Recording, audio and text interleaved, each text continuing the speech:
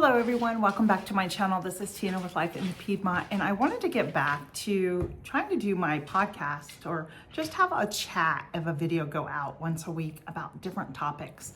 That's kind of been on my heart. And today it's going to be finding joy when you're burned out on cooking.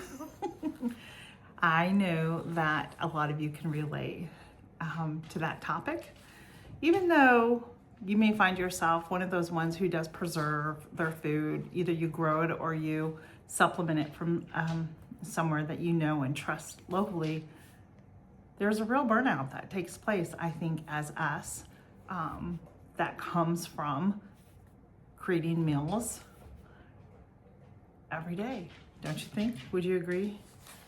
So today, that is our real conversation that we are going to be having. And hopefully you can relate to the things that I'm going to talk about. And, let's talk about it. Leave your comments down below, and I would love to engage and hear your thoughts on all of this. So let's dive in to this topic about from scratch cooking and finding joy when you're burned out. Have you ever realized that you go and you realize that you go to the refrigerator and you're standing there and you're thinking dinner's just gonna pop out and automatically be made for you, and you have no idea what to do? Like, you open the door, you look inside, right? And you close it again, and then you open it back up, and you're hoping, that dinner's just gonna magically appear, like something's gonna go on. And I think we've all been there. I know that I have, and I ask, and sometimes it's more like, I don't know, whatever you make is fine. Nobody really tells me anything. Now, I don't have kids that I have to worry about. We're all adults in the house, so I know if there's a night where I'm like, I'm just not feeling it tonight, we'll kind of all fend for ourselves. Do I do that? Yes. Do I like doing it? No. I would prefer to cook. That way I know who, like my husband and my son, like what they're eating, instead of going to buy convenience foods like my son would. Or my husband would open up, something from the store that is here. Because I do provide, store-bought items too. Everything's not just, canned goods and stuff like that. I do provide things that are quick and easy for me when I feel that burnout. Or sometimes, when it's just really hot out, the last thing you want to think about is trying to fix a supper. So here we go. So I was doing some research, and I do have some notes here that I'm going to be reading off of. And just let me know, like, if you're experiencing this right now or have experienced it in the past, these feelings that I talk about. So here's where I think that happens with us. I think on a daily basis, 7 days a week, from the time we get up in the morning to the time we close our bed and lay down our heads and go to rest, that we get overwhelmed by making decisions. I think that's part of the problem, that because we have to make so many decisions throughout the day and keep organized the things that we're doing and appointments and what have you. I'm jumping ahead of myself a little bit. And especially those with raising little ones, right? There's always decisions that have to be made. And I think when it comes to figuring out what to have for supper, it actually becomes one of the hardest things that I think that we have to do. That is my own personal opinion, and I feel like that from time to time.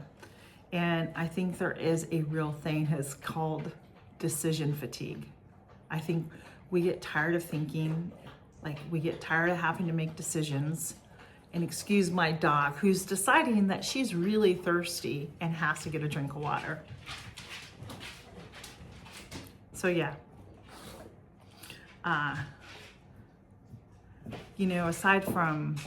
Aside from meal planning, we have to go, okay, what part of the house needs to be clean? Who has appointments today? Where do I have to go today? And if you have children, are they in any extracurricular activities, and where do I have to go today? In the sense of Is there ball practice? Is there dance practice? Except you know where I'm going with all of that, right? How many of you, and I know I've done this, that you've gone and put laundry, you know, in the wash machine, and you go back and like, and say an hour later to go switch it out to realize you forgot to start it. And I've done it with the dryer too. And so, and I think we get so distracted by our phones, by the computer, and our daily tasks of having to make those decisions, that we have everything in our head, that it becomes a real fatigue for us to make decisions on what we're going to have around dinner. And it's just one more decision that we have to make, right? And I know there's a group of us where it's like, what's for dinner? What's for supper? Yeah. No wonder we feel so exhausted as moms, right? As homemakers. We just feel so tired, you know, because we're always making decisions. And again, please forgive me. My dog thinks it's fun to always walk around when I'm in here recording. So yeah, so let's go back generations, right? My very first podcast that I did was finding rhythms in homemaking and the lost art of homemaking and finding rhythms in that. So let's go back to what kept our grandparents, you know, making meals. What was their secret, right? I know personally, like my mom, for me, my mom, she worked full time. And so there was always dinner. She always came home from work and had to do dinner. And then as we got older and were able to come home by ourselves, right? We were able to maybe make a salad. If she would say, hey, can you make a salad? We would always try. It's not that you wanted to do it, but you did it because there was a consequence if you didn't do it. But anyhow, so I don't know. Do you think grandmothers were better homemakers than what we are today? It feels that way sometimes, right? Like they got everything done. Well, I think a lot of that has to do with there's no distractions back in the day. You know, we have distractions. We're distracted all the time. There's the TV. There's our phones. There's social media. And I think that's where we find our distractions, and that makes us feel overwhelmed. I also think that generation had fewer decisions that had to be made. Maybe I'm wrong on that. Let me know your thoughts. I'm not sure. I just like to say they don't have all the distractions that we had. They worked hard at home. They weren't distracted by, you know, what was going on. If their phone was ringing or dinging because of text messages, or seeing your phone light up because you have a notification from Instagram or X or Facebook, whatever platform you're on. I think that. And I also believe, and this is something that I've been trying to do this year, and has it been working for me? Yes and no. And it's because my garden has struggled a lot. I don't know why, but it has struggled a lot this year for me. And I'm thankful for whatever I get out of it. But I also believe that our parents and our grandparents, especially our grandparents, they cooked so seasonably, right? So they cooked according to the seasons and what they could grow or what they could go get in the grocery stores. But then you have to stop and think about it, that even the grocery stores are having problems with bacteria and stuff on their produce. So who wants to go trust that? And your garden, like my garden, isn't producing the way I wanted it to do. I was getting some really good, you know, greens and stuff, and now it's hot and there's nothing out there being produced. You know, I had a failure of onions. 150 onions I planted are gone because something took them. And, you know, I haven't even had my first cucumber yet of the season. Do you see where I'm going with this? So there are different plans. So I'm trying to work this out. I also believe that they did a lot of repeated meals because times were tough for our grandparents when you think about it. There wasn't the decisions of all the food that we have nowadays. If you ever go down to the grocery store and just, you know, walk down any aisle, I don't care, whatever aisle, there is an abundance of decisions that need to be made of what canned food you want to pick up. And on top of it, what type of laundry detergent or dish soap? Like why are we even thinking about we need 5 different types of tomatoes to put into our cart, or 5 different types of laundry detergent or soap that we need to figure out how to do our laundry with? I don't think our grandparents had that problem. You used what you had and that was it. So again, going back to the whole rhythm thing that I spoke about, let's get into the rhythms of, and maybe you already do this, I don't know. On repeated meals week after week. I know people who have done this and they say it helps them mentally just because they don't have to make a decision. They know what's there and that's what they have. So, and what I'm referring to is when I talk about rhythms, just let's say like Monday night is a pasta night. So every Monday night you're gonna have pasta. It can be any type of pasta you want. You can repeat that, doesn't matter. Tuesday night, okay, so we have tacos on Tuesday. I know a lot of people do Taco Tuesday. On Wednesday night, say you have chicken, right? On Thursday night, let's do, maybe you do a breakfast for dinner. And then on Friday night, and I know people who do this, a lot of people do pizza night on Friday night. They make their own pizza, which is a great thing, right? But if you don't do that, maybe it's simple as tomato soup and grilled cheese. It doesn't matter if it's 100 degrees outside. You're still feeding your family something that's filling their bellies, right? And it is nutritious. I know some people may look at grilled cheese, that's like a lunch meal. Well, it can be used for lunch and it can be used for dinner. But we're talking about suppers right now where we can get really fatigued on thinking about what we're having. So maybe just repeating those things that we have week after week. Does it get boring? Yes.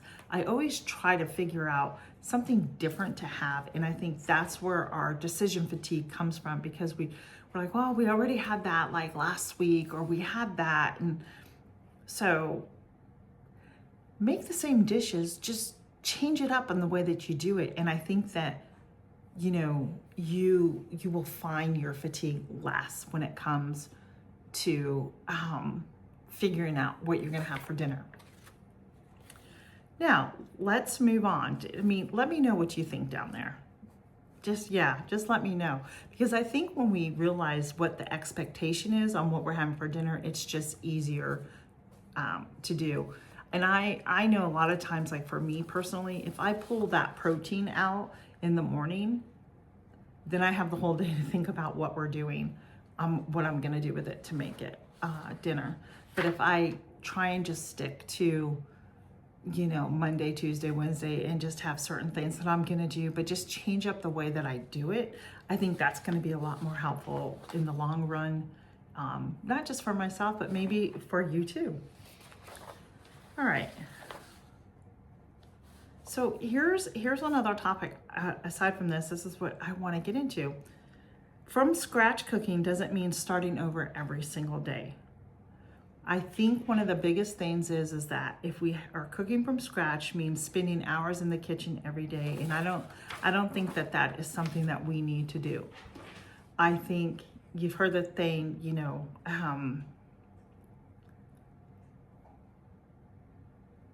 I think cooking from scratch is really about learning how to use what you have on hand and how to reuse it or repurpose it into a different dish. So maybe today, you know, you have a whole chicken, right?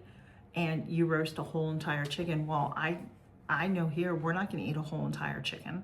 We'll eat some of it, but I know that I could probably get another meal or 2 meals out of that chicken. I can do tacos one night. I can do chicken croquettes one night. And the best thing is that if I don't use it, I can take that leftover chicken and I can get it, it's already cooked, right? So I can seal it up and freeze it and put it in my freezer. And then the whole chicken has the bones and everything. You can separate all that out and make bone broth, chicken broth one day, and use that in the future for soups and sauces. So you kind of, that's why I like whole chickens, because I think you can get more meals out of it than what people think. Don't throw it away. There's always take all that meat off the bones, and if you're not gonna, if you know you're not gonna use it right away, then keep it in, you know, portion it out, put it in your freezer. You can make a soup with it. There's so many ways to use it, and that's just one example I got. And you know, there's been a lot of talk lately about, you know, fresh vegetables versus frozen vegetables, and you know, I have to agree. Like, if you buy frozen vegetables, one, they're actually more cost effective. They're not as expensive as your fresh vegetables, and if done properly and frozen properly, they hold a lot of nutrients in them that you can give to your family. So don't ever underestimate the value of a nice frozen vegetable, whether it's peas, green beans, corn, mixed veggies, Brussels sprouts, broccoli, that type of stuff. You can always do that. You also,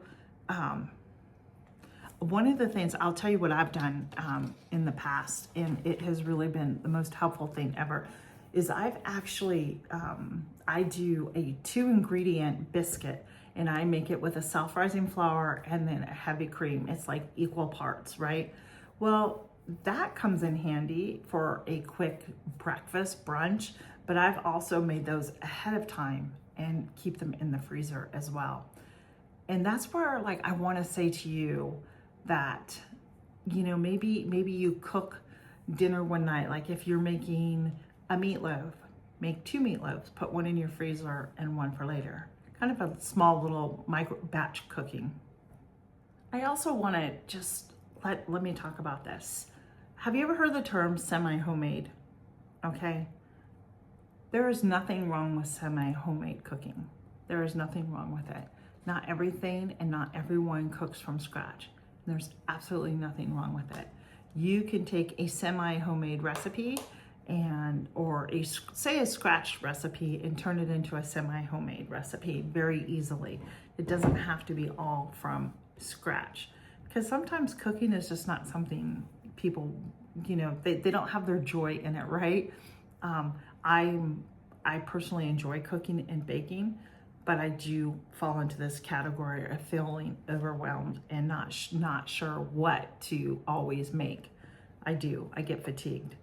But I wanna, because I'm gonna be cutting this chat off. I hope you're enjoying this so far. Let me know down in the comments. I really wanna know. I think when you do a semi-homemade and you follow the rhythms of what you're doing, I think you gain wisdom by that. And just remember, folks, our goal isn't to impress people. We don't need to impress anybody.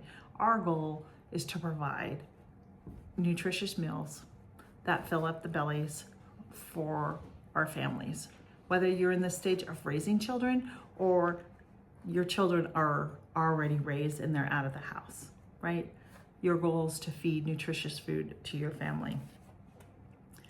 And then instead of having to make all these decisions on what to add, to cook, make one, instead of asking, what should I cook tonight? Try asking, what theme is it today? Make it a theme, and get your kids involved. If you have kids, ask them what they want, and that's what you can put down on a weekly basis. Like little Lucy, right? Little Lucy is Wednesday night, and Lucy gets to pick the meal each week. Sit down and have a planning menu weekday over the weekend, and tell your kids, you get to pick this day, you get to pick this day, and whatever they want to have, that's what, you know, you're gonna make that day, and it fills in the calendar. The kids feel like it's a part of something, and they'll probably eat it more so knowing that, hey, I got to pick this and make it. So let me just give you, this is gonna be a long video and I am sorry for that, but let's just go through and let's say Monday night, soup and bread night. Tuesday night, taco night. Wednesday night, slow cooker meal. Thursday night, pasta, Friday night pizza. You don't have to have it in order. These are ideas for you to implement into your routine of cooking. Saturday, leftovers. Now, Sundays used to be family dinners. I'm not sure many people do that anymore. That's not something that I do anymore. I don't cook on Sundays at all. That is my day of rest. That is my Sabbath. I keep it very simple, and it's normally sandwiches or something like that in our house. That's my day off from really cooking, to be honest with you. So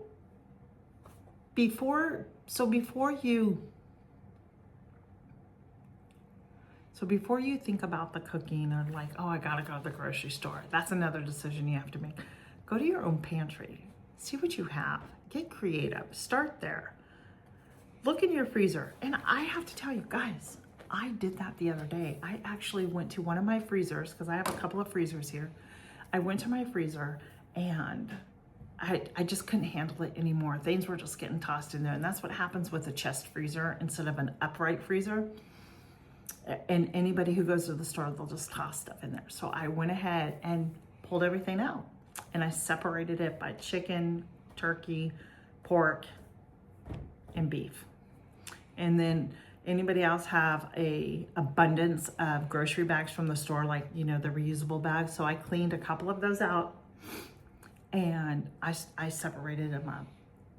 Beef, pork, turkey, and I looked at the amount of meat I had, and it has made my life so much easier on what to now pull out for dinner. I see it, I know it's there. I even did an inventory of it.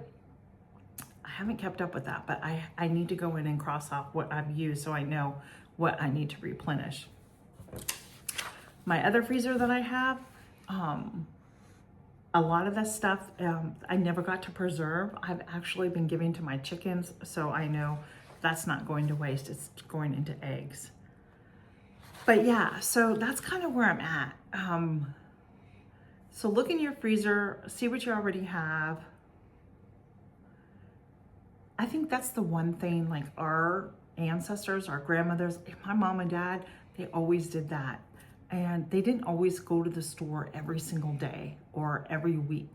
And that's, to go buy stuff. I know we do have to go to the grocery stores to find things.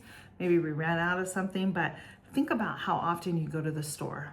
Make your list out and then go. Cook what you have. Sometimes the meals are the ones that we almost didn't make. Those are sometimes the best meals. I could go on and on about all of this, but I don't. Those are just my helpful hints. I think finding a rhythm in your weekly cooking, and I think will help you find more joy in cooking, whether you're cooking it from scratch or you're doing something semi-homemade. And so with that, here I'm gonna leave you with this one last Bible verse, okay? Because it's so fitting. It comes from Matthew. It is chapter 11, verse 28. Come unto me, all ye that labor and have a heavy laden heart, is basically what they're saying, and I will give you rest.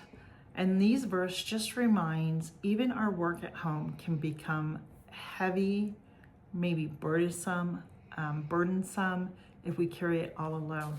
Well, friends, I'm here to tell you that we don't need to carry all this alone. And however I can help and encourage you to find your rhythm, I would love to do that. So leave me your comments, let me know your feelings. I hope that you watch this from beginning to end. I know it's gonna be a lengthy video, but there was a lot to cover, and I hope to get back to doing these table talks for you. All right, everybody, and until the next one, have a blessed day, and I'll see you on the next one. Bye.